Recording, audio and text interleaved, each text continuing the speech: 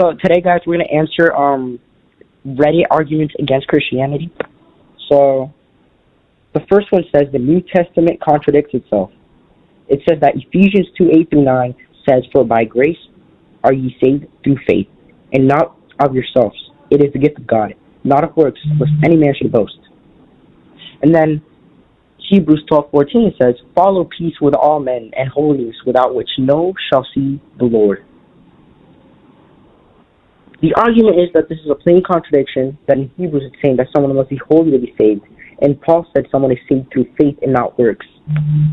Well, the Catholic view is that the works that says that we're not saved by, it says not of works, it's referring to good works.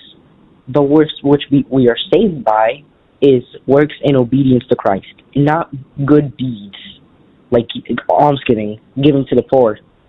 That doesn't save you, but obedience to Christ that works alongside your faith to produce salvation.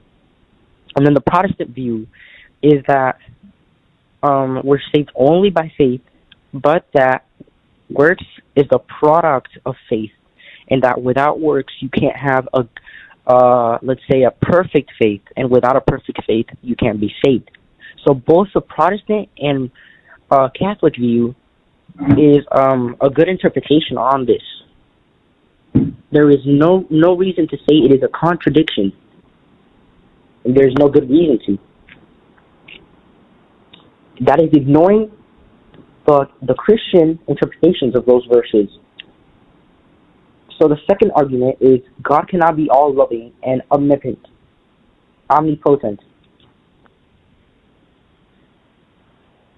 So the argument is, why couldn't God just send us to heaven upon conception? I mean, it would be the most loving thing he could do. If someone does something bad there, then he could find a way to punish them without eternal suffering. And if you can't do bad things in heaven, then I guess you don't have free will in heaven anyways.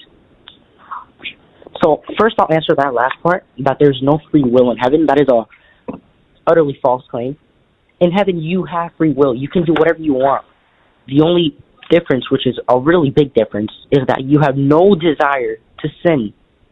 And if you have no desire to sin, you're not a sinful being. Therefore, you have no desire to do anything contrary to that which God wants you to do.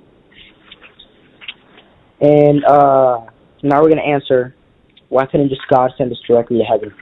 Well, firstly, I think God is a just